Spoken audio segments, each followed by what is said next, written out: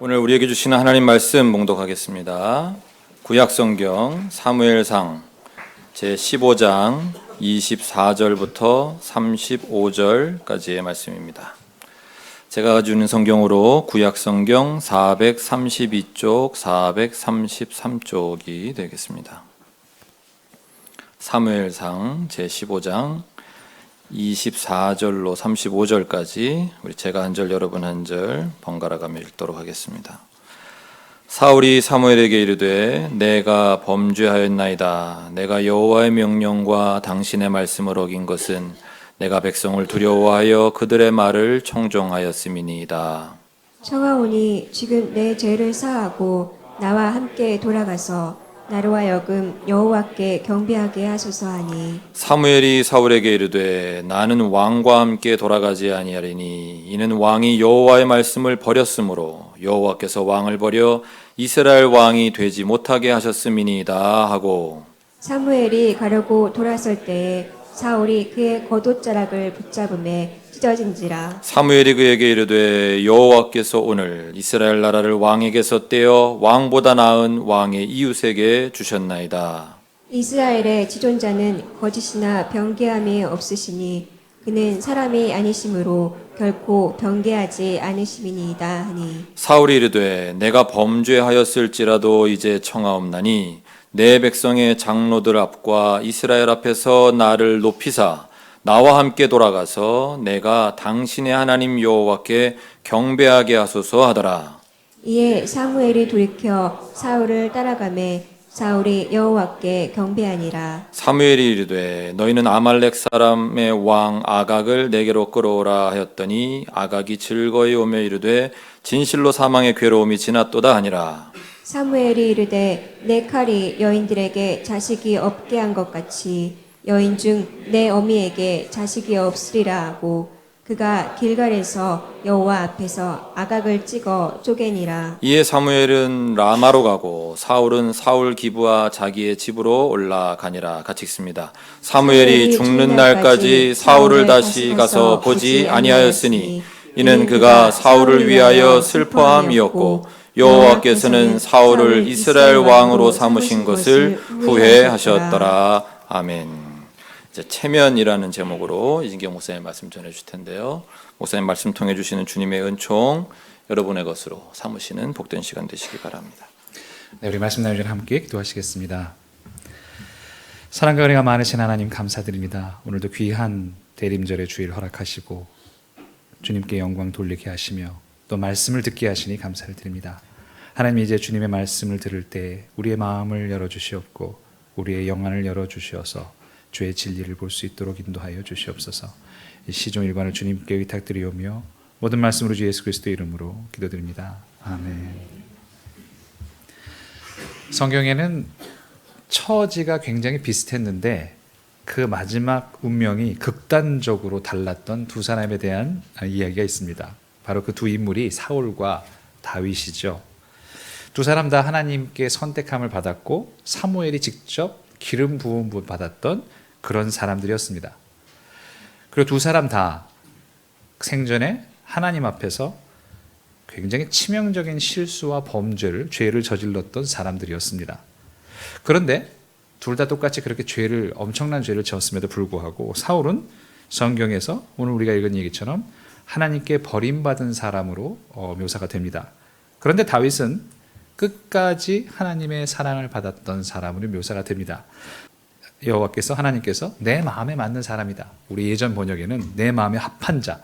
그래서 우리가 다윗을 하나님의 마음에 합한 자라고까지 부를 정도의 사람이 되고 말았죠. 도대체 무엇이 그런 차이를 만들었을까? 둘 다 비슷한 처지에서 둘 다 굉장히 큰 죄를 범했는데도 불구하고 그랬는데 왜 어떤 사람은 하나님께 버림을 받고 어떤 사람은 끝까지 하나님의 마음에 합한 자라는 사람이 되고 말았을까? 어쩌면 오늘 나오는 이 이야기는 그것에 대한 단초를 제공해 주는 이야기도 합니다.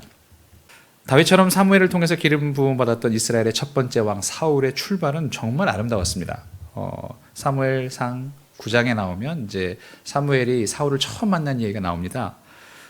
너무 하나님이 택한 사람이라서 너무 마음에도 정을 많이 줬고, 사실 첫 정이 무섭잖아요. 그래서 사실은 사무엘의 정은 사실 다윗보다는 사울에게 훨씬 더 많이 갔던 것 같아요. 그래서 그 첫날 보면, 그 사무엘상 9장에 보면 첫날 밤에 그 옥상 지붕에서 이제 노천 지붕이겠죠. 그래서 사무엘이 사울과 밤새도록 얘기를 하는 장면이 나옵니다.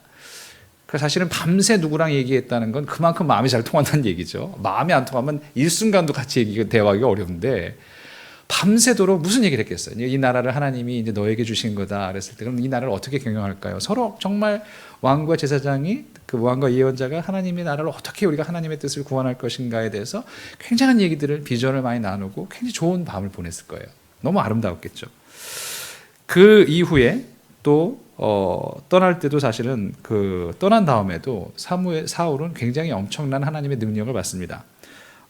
사무엘상 10장에서 보면 9절에서 10절에 보면 이제 사무엘을 떠날 때 하나님께서 그에게 새 마음을 주셨다고 얘기하고, 심지어는 하나님의 영이 크게 임했다고도 얘기를 합니다. 그러니까 성령께서 사울에게 크게 임해서 그가 예언을 했을 정도였다. 그래서 사람들이 야, 예언자 중에 사울이라는 사람도 있었어 라는 말이 나올 정도로 그렇게 굉장한 하나님의 은총과 능력을 받았던 사람이었던 거죠. 사무엘이 사울을 얼마나 사랑했는지는 오늘 우리가 읽은 마지막에 그 대목에 봐서도 버림받았을 때 사무의 태도를 보면 알 수 있습니다. 뭐라고 얘기했냐면, 사무엘이 죽는 날까지 사울을 다시 가서 보지 아니하였으니 이는 그가 사울을 위해서 슬퍼함이었다. 꼴 보기 싫어서 본 게 아니라, 내가 정말 사랑하는 사람이 정말 하나님께 버림받아서 멸망하는 것을 차마 눈으로 볼 수 없는 그 슬픔 때문에 그에게 가서 더 이상 그를 만나지 못했을 정도로 너무 절절한 슬픔에 있었던 사람이에요. 다윗에게 그 정도까지는 아니었던 거죠. 그런데 사울은 정말 그렇게 너무 사랑했던 사람이었습니다. 그렇게 굉장했는데, 사울의 출발은 그렇게 멋있었는데, 그러나 사울은 결정적인 실수를 오늘 보면 저지르게 됩니다. 사실 이 실수는 첫 번째가 아니었습니다. 이미 사무엘상 13장 앞쪽을 읽어보면 거기 이미 첫 번째 실수가 등장하기 시작합니다. 그때는 이제 블레셋 백성과 전투를 앞두고 있었죠. 블레셋 백성들이 굉장히 많이 모여 있으니까 좀 이스라엘 백성들을 긁어 모으긴 했지만 너무 이게 수적으로 압도되는 것 때문에 걱정하고 있었던 참이었어요. 마침 이제 전쟁을 시작하기 전에는 사무엘 선지자가 오셔서 제사를 드려서 또 이제 하나님의 전쟁으로 수행을 해야 되겠다라고 이제 기다리고 있는 참인데, 오시기로 한 날짜에 안 오신 거예요. 더 초조했죠. 사람들은 점점 도망가는 거죠. 왜? 무서우니까. 야, 저거기 되겠어? 라는 생각이 들 때문에 한둘 빠져나가는 것을 보고 사울은 좀 당황해서 무슨 짓을 저질렀냐면 자기가 제사를 드립니다. 근데 마침 제사를 끝나자마자 사무엘이 와서 도대체 왕이 이게 뭐 하는 짓입니까? 라고 질책을 받게 되죠. 근데 그 질책 앞에서 사울은 그 죄를 인정하고 자복하기보다는 변명하는 길을 택했습니다. 사무엘상 13장 11절에서 12절은 이렇게 변명이 전합니다. 백성은 내게서 흩어지고 당신은 정한 날 안에 오지 아니하고 블레셋 사람은 믹마스에 모였음을 내가 보았으므로 이에 내가 이르기를 블레셋 사람들이 나를 치러 길갈로 내려오겠거늘 내가 여호와께 은혜를 간구하지 못하였다 하고 부득이하여 번제를 드렸나이다. 이거는 회개가 아니라 변명이죠. 부득이해서. 굉장히 낯익은 말이죠. 모든 죄는 다 부득이하게 짓는 죄죠. 어쩔 수 없이 그랬다는 거죠. 그럴 수밖에 없었다. 그런 하나님 앞에서 그렇게 얘기를 합니다. 어쩔 수 없이 부득이하게. 모든 죄악은 다 부득이합니다. 모두 어쩔 수 없이 그렇게밖에 될 수 없었다라는 얘기를 하죠. 그리고 나서 그런 일이 있은 다음에 오늘 바로 15장에서 사울은 하나님으로부터 완전히 버림받게 되는 마지막이고도 결정적인 실수를 하게 됩니다. 아말렉과의 전투를 앞두고 하나님은 이렇게 말씀하십니다. 모든 것을 진멸해라. 사람뿐만 아니라 가축도 하나도 남기지 말고 다 진멸을 해버려라.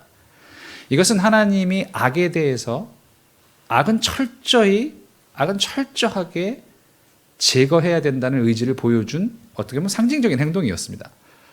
그런 것을 내가 역사의 시효시로 남기겠어. 악은 나는 철저하게 응징한다는 것을 보여주겠다. 그러니까 너가 이 명령을 수행해라 라고 했는데, 그 명령을 받았는데 이스라엘 백성들과 사울은 뭘 했냐면 좋은 양과 소는 남겨놨어요. 이렇게 빼돌린 거죠. 근데 그게 또 들킨 거죠. 사무엘은 또 질책을 합니다. 사무엘상 15장 20 우리가 지금 사무엘상의 이야기를 다 전부 다 읽진 않았는데 앞에 보면 22절에서 23절은 그런 얘기를 하죠. 우리가 자주 외우는 구절, 잘 외우는 구절입니다. 순종이 제사보다 낫고 듣는 것이 수양의 기름보다 나으니 이는 거역하는 것은 점치는 죄와 같고 완고한 것은 사신 우상에게 절하는 죄와 같음이라. 사악한 신 우상에게 절하는 것 같다. 사울은 자기도 모르는 사이에 우상 숭배라는 하나님 앞에서 가장 큰 죄를 저질렀던 거죠. 사울은 그 순간 겁을 먹습니다. 그리고는 바로 후회를 합니다. 회개를 하는 게 아니라 후회를 합니다. 사실 두 개는 다르죠. 회개와 후회는 다릅니다. 후회를 한 거죠. 아이고, 내가 잘못했네. 그리고는 오늘 읽은 이야기들을 하기 시작합니다. 그는 15장 30절에서 오늘 읽은 30절에서 이렇게 얘기합니다. 내가 범죄하였을지라도 이제 청하옵나니 내 백성의 장로 앞과 이스라엘 앞에서 나를 높이사 나와 함께 돌아가서 내가 당신의 하나님 여호와께 경배하게 하소서. 사실 이 말 속에서 처음에 먼저 우리에게 눈에 띄는 말은 당신의 하나님이란 말입니다. 사울은 그러니까 평생 동안 하나님에 대해서 나의 하나님이라고 부르지 않았다는 얘기죠. 당신의 하나님, 사무엘 당신의 하나님께 내가 경배하게 해주십시오. 사실 어떻게 보면 다윗과 가장 결정적인 차이도 이 부분이라고 볼 수 있겠죠. 다윗은 자기가 버림받았다고 느꼈을 때조차도 하나님께 버림받았다고 느꼈을 때조차도 나의 하나님이라고 얘기를 합니다. 그게 시편 22편이죠. 나의 하나님 어찌하여 나를 버리셨나이까. 예수님도 그 말을 갖다가 쓰신 그 구절이었죠. 다윗은 하나님이 나를 버렸다라고 생각하실 그때조차도 그래도 여전히 나의 하나님께서 나를 버리셨다. 나의 하나님, 내 하나님이시여 내 하나님이시여 어찌하여 나를 버리셨나이까 라고 고백했던, 그렇게 기도했던 사람이었어요.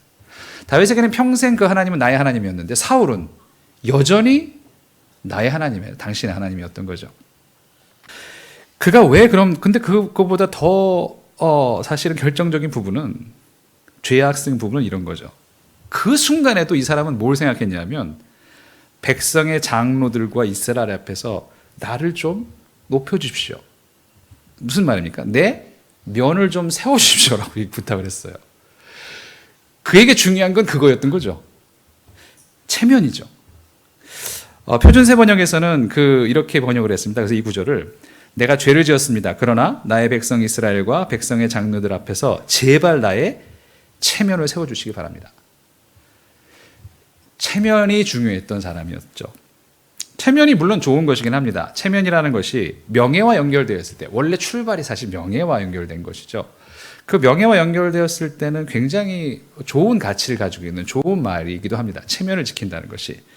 그런데 그것이 진정한 명예와 연결되지 않았을 때는 당연히 위선과 우리가 보는 것처럼 허식으로 치닫게 됩니다.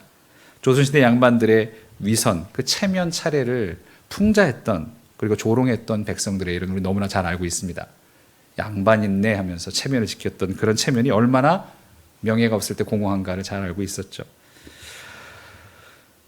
사무엘상 마지막, 우리가 읽은 마지막 절에서 사무엘이 죽는 날까지 사울을 다시 가서 보지 아니하였으니 이는 그가 사울을 위하여 슬퍼함이었고 여호와께서는 사울로 이스라엘 왕 삼으신 것을 후회하셨더라. 이 쓸쓸한 말이 그의 인생의 결말이었습니다. 그가 하나님 앞에서 체면을 생각했던 것이 그의 가장 큰 실수였고 돌이킬 수 없는 죄악이었죠. 결국 이 치명상을 입고 나중에 어디까지 떨어지냐면 28장에 가면 블레셋 군대를 또 한번 만났을 때 너무 무섭고 걱정이 돼서 누구를 찾아가냐면 신접한 여인을 찾아가죠. 무당을 찾아간 거죠. 그 정도까지 떨어지는 거죠. 어차피 나의 하나님은 아니었으니까 무당까지 가서 그렇게까지 가서 구했던 사람이 되고 말았죠.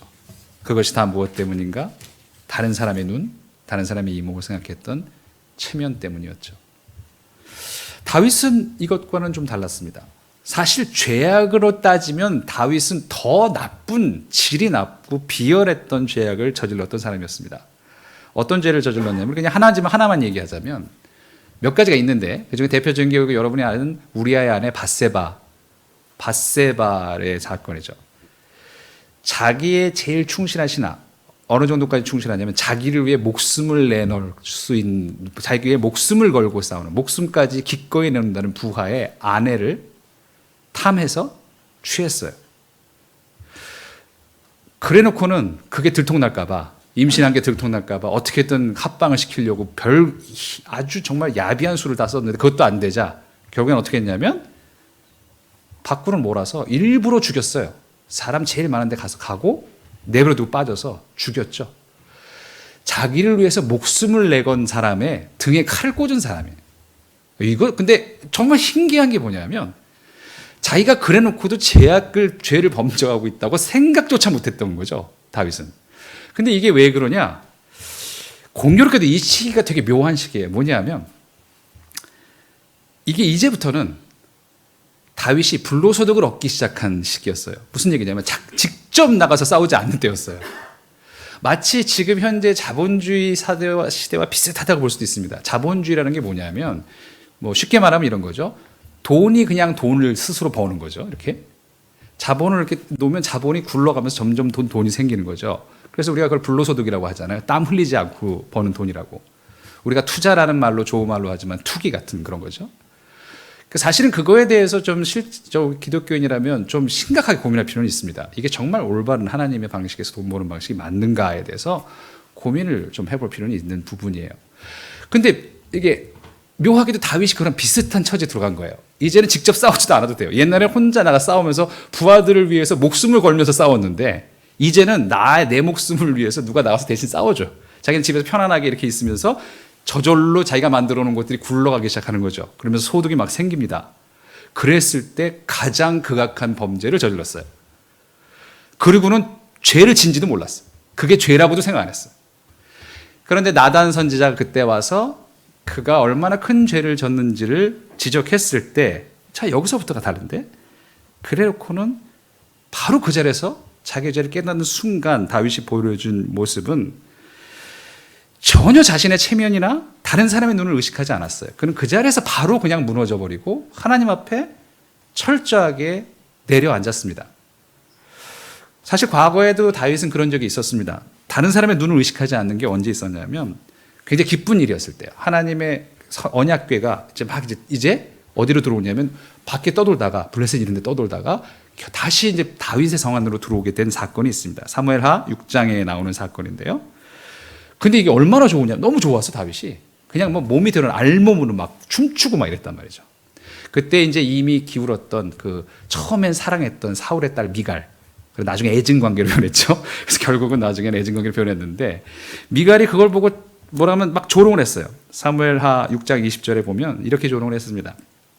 오늘 이스라엘의 임금이 건달패들이 맨살을 드러내고 춤을 추듯이 신하들의 아내가 보는 앞에서 몸을 드러내며 춤을 추셨으니 임금님의 채통이 어떻게 되었겠습니까?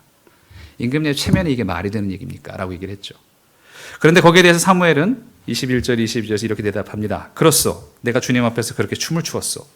나는 주님을 찬양할 수밖에 없어. 나는 언제나 주님 앞에서 기뻐하며 뛸 것이요. 내가 스스로를 보아도 천한 사람처럼 보이지만 주님을 찬양하는 일 때문이라면 이보다 더 낮아지고 싶소. 그래서 그대가 말한 그 여자들은 나를 더욱더 존경할 것이요. 굉장히 묘한 이 사람은 묘한 생각을 가지고 있어요. 자기가 죄를 짓거나 하나님 앞에 있다라고 느껴지는 순간에는 주위에 아무 눈이 보이지 않는 그런 사람이었던 거죠. 마치 비유하자면 오늘 찬송가를, 그래서 제가 찬송가 그걸 고르긴 했었었는데 처음에 찬송가 288장 예수를 나의 구주 삼고에 보면 거기 보면 그 3절에 보면 세상과 나는 간 곳 없고 구속한 주만 보이도다 이런 구절이 있어요. 정말 그런 딱 지경인 거죠. 그게 뭐냐면 물론 이제 거긴 나도 없다 이런 게 아니라 정말 그 순간에는 하나님과 나밖에는 이 세상에 없는 것 같은 그런 딱 구절의 그 지경에 딱 들어온 거죠. 최근에 아이팟에서 나온 에어팟 그 있잖아요. 블루투스 이어폰이 있어요. 근데 이게 좀 새로 나왔어요. 또 프로 30몇만 원이에요. 근데 걔는 노이즈 캔슬링 기능이 있대요. 그걸 이제 경험한 사람은 뭐라 이렇게 30만 원이래요. 그러니까 좀 너무 벅차잖아요. 근데 그 경험담은 이렇게 얘기하더라고요. 귀에다 꽂고 그 노이즈 캔슬링 기능을 탁 키면 세상에 나와 30만 원만 있는 기분이래요. 그렇게 얘기하더라고요. 딱 그 기분이 든다 하더라고요. 그래서 너무 적절한 비유잖아요. 세상에 그밖에 없는 기분. 그래서 그거 쓴 사람은 돈이 하나도 아깝다는 거예요. 그래서 저는 고민이 되게 저는 좀 못할 것 같은데 어쨌든 마치 그런 느낌인 거죠. 다윗은 세상에 나와 하나님밖에 없다 이런 기분이었던 거죠. 그렇게 무너지고 그렇게 하나님 앞에서 기뻐했던 사람이었어요. 그 경지가 사실은 모든 차이를 결정했습니다. 두 사람의 운명을 결정하고 말았죠. 교회 신앙생활에서 가장 위험한 것이 사실 이 체면입니다. 지난 시간에 당회하면서 임원을 우리가 선출했잖아요. 저도 이제 아버님이 이제 교회에서 이제 담임도 하시고 목회를 하셔서 어려서부터 쭉 봐왔는데 교회에서 제일 미묘한 게 이 문제예요. 누구는 됐는데 누구는 안 됐다. 나는 안 됐다. 나는 여기 집사에서 떨어졌네. 나는 장로에서 떨어졌네. 이게 교회의 문제가 되고 담임 목사는 또 그 사람 또 안 하면 또 무슨 문제가 생길까? 이 모든 게 다 사실 체면에 대한 문제예요. 사실 저희 아버님 목회하면서도 그런 일들 많이 봤어요. 그것뿐입니까? 이게 제일 많이 드러나는 자리가 뭐냐면 헌금이에요. 헌금할 때 보면 야 임원이 됐는데 내가 권사고 장로인데 이 정도는 해야 되지 않아? 되게 좀 눈치 보이잖아. 마치 부주 같은 거죠. 부주 할 때 보면 야 3만 원 하면 사람들이 좀 어떻게 보겠니? 여기서 가지고 10만 원까지 관계는 아니지만 그래도 한 5만 원 해야 되잖아. 뭐 이런 식의 얘기들이 그거를 교회에서도 그러고 있는 경우를 제가 어렸을 때 많이 봤어요. 나는 그때 권사 이런 마음은 참 아름답죠. 내가 권사고 장로인데 참 내 지금 생활에 무리가 되지만 그래도 우리 교회가 좀 어려운데 어떻게든 내가 좀 더 그래서 내가 할 수 있는 것보다 좀 더 최선을 다해서 해야 되겠지라는 마음은 참 아름답죠. 근데 그런 게 아니라 그래도 내가 권사쯤 됐는데 장로쯤 됐는데 그래도 최소한 30만 원 이상은 뭐 이렇게 되면 이건 그야말로 교회가 망가지는 가장 중요한 수순에 들어갔다고 봐도 과언이 아닙니다. 여러분도 만약에 선거할 때 그런 마음이 드시면 차라리 안 하시는 게 낫습니다. 그래도 하는 게 좋겠지만 교회로서는 하는 게 좋겠지만 차라리 그런 마음이 들면 안 하시는 게 나아요. 안 하시고 체면이 깎이는 길을 택하시는 게 낫습니다. 차라리 그런 게 낫죠. 이거 내가 체면 때문에 해야 되나 뭐 이렇게. 사도행전 5장에 나오는 아나니아와 삽비라가 바로 그 문제였어요. 아나니아 삽비라가 여러분이 아시는 것처럼 모든 사람들 그때 처음 교회에 성령 받았을 때 첫 교회가 무슨 문제냐면 모든 사람들이 다 물건 팔아가지고 같이 다 나눴었어요. 원시 공산주의라고 얘기하는. 팔았었단 말이죠. 그러니까 그걸 보고 그때 이제 특별히 제사 베드로한테 와서 땅도 팔아서 바치고 돈을 다 갖다 줬단 말이죠. 아나니아 삽비라가 그걸 보더니 이거 우리도 가만히 있으면 안 되겠다 생각했나 봐요. 그리고는 팔고는 다 안 가져오고 남겨놓고 얼마나 가져오면서 뭐라고 그랬어요? 답니다 이랬어요. 하나님이 그 부분을 악하게 보셨죠. 사도행전 5장 3절에 4절을 보면 이렇게 얘기합니다. 아나니아는 들으시오. 어찌하여 그대의 마음이 사탄에게 홀려서 그대가 성령을 속이고 땅값의 얼마를 몰래 떼어 놓았소. 그 땅은 팔리기 전에도 그대의 것이 아니었소. 또 팔린 뒤에도 그대 마음대로 할 수 있는 것이 아니었소. 그런데 어찌하여 이런 일을 할 마음을 먹었소. 그대는 사람을 속인 것이 아니라 하나님을 속인 것이오. 중요한 점은 그가 이렇게 남겨놓고 속였다는 게 아니라 그가 다라고 했다는 거죠. 그건 왜? 다른 사람들을 의식한 거예요. 이 사람은 꽤 지위가 있었을 사람일 것 같아요. 왜냐하면 토지를 팔 수 있는 정도 사람이면 그만큼 재산도 있는 사람인 거예요. 그러니까 사실 그 사회가 그 초대교회가 참 아름다웠던 게 주로 돈이 없는 사람이 많았겠지만 있는 사람들이 그렇게 했다는 얘기거든요. 그러니까 마치 희년의 정신이 실현된 것처럼 있는 사람들이 팔아서 그거를 넣었다. 근데 이 사람은 뭔가 우리도 뭐 해야 되지 않아? 라고 생각했던 거겠죠. 다들 저러는데 우리만 안 하면 체면이야 면이 안 쓰잖아. 그리고는 다들 자기 재산을 전 재산을 팔아오니까 우리도 이게 전 재산입니다라고 했던 거죠. 그게 아나니아 삽비라가 죽음까지 하나님을 속이는 것이라고 얘기했던 그 죄악이었어요. 공교롭게도 첫 교회의 가장 큰 첫 번째 타락이 헌금 문제였어요. 말하자면 돈 문제였죠. 이 말은 교회에서 어쩌면 이게 가장 중요하게 지금도 여전히 문제가 되는 부분이라는 것을 보여주는 말씀일 수 있어요. 교회가 어떻게 망가질 수 있냐, 무엇으로 망가질 수 있냐, 돈으로, 체면으로 망가질 것이다라는 것을 보여준 첫 번째 말씀일 수도 있겠죠. 결국 그렇게 해서 망가진 교회가 된 거죠. 근원적으로 보자면 누군가의 눈치를 보고 체면을 본다는 것은 단순한 죄악이 아니라 모든 죄악의 근원이 되는 어쩌면 타락의 본질이기도 합니다. 첫 번째 인간이었던 아담이 타락했을 때 보인 반응이 여러분 혹시 기억하십니까? 그게 창세기 3장 10절에 나오죠. 하나님께서 동산을 거니시는 소리를 제가 들었습니다. 저는 벗은 몸인 것이 두려워서 숨었습니다. 거기 사람이 누가 있었다고.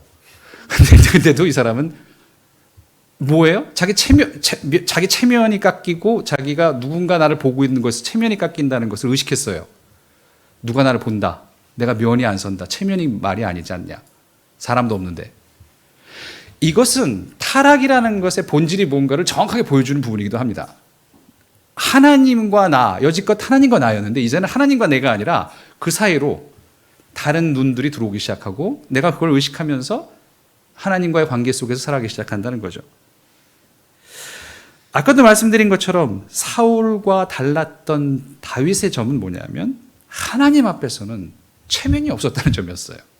그에게는 언제나 나의 하나님이었어요.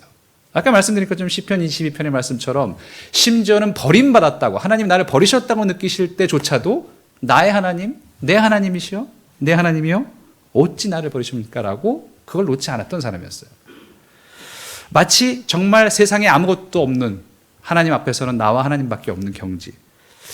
여러분이 아마 성경 이렇게 기독교 역사를 통해서 경건의 역사를 통해서나 많이 들으셨던 구절이 코람데오라는 말 들어보셨을 거예요. 그죠? 코람데오라는 말이 무슨 뜻이냐면 하나님 앞에서라는 뜻의 라틴어예요. 코람은 전치사죠. 뭐 in front of 이런 뜻인 거죠. 데우스 하나님 앞에서라는 뜻이죠. 이 코람데오라는 말을 신앙의 위인들은 성경에 나오는 말이기도 하고요. 하나님 앞에서라는 말은 굉장히 중요한 가치로 생각했죠. 장로교의 창시자였던 깔뱅조차도 이 말을 굉장히 어쩌면 그 사람이 더 중요하게 여기를 하는 바람에 장로교에서 굉장히 이 말을 더 많이 하죠. 코람데오라는 말을 많이 하는데 이 말이 가지고 있는 뜻은 정말 그겁니다. 하나님 앞에서 나와 하나님 사이에 그 어떤 것도 들어오지 않는 하나님 앞에서라는 말은 그 어떤 것도 다른 체면이나 의식하지 않고 하나님과 나 오직 둘만이 남는 그 경지 그것에 대한 고백이 코람데오라는 말인 거죠. 어쩌면 다윗은 철저하게 그렇게 살았던 사람입니다. 최소한 하나님과의 문제에서는 그랬던 사람이에요. 다른 것에 대해서는 뭐 눈치를 살피고 이럴 수 있겠지만 하나님이 개입되는 순간 그 순간에는 아무것도 없었던 사람이에요. 교회는 사실은 그런 곳이 되어야 합니다. 그런 사람들이 모여있는 모임이 교회여야 돼요. 체면이나 아니면 직분에 대한 것이든 뭐든 간에 특별히 돈에 관한 것에 있어서 내가 누군가 눈치를 다른 사람 이게 어떨까라는 마음이 들면 사실 그 드는 자체가 시험이고 그럼 그 마음속에서 결정하는 모든 것들은 죄가 될 수밖에 없는 거죠. 우리는 사울의 실수를 기억해야 합니다. 그리고 다윗의 태도를 기억해야 합니다. 오직 하나님 앞에서라는 말이 갖는 그 말로만 신앙생활을 영위하도록 해야 합니다. 사울을 바라보시며 또 다윗을 바라보시며 그 삶을 위해서 결단할 수 있는 저와 여러분 되시길 주님의 이름으로 축원합니다. 기도하시겠습니다.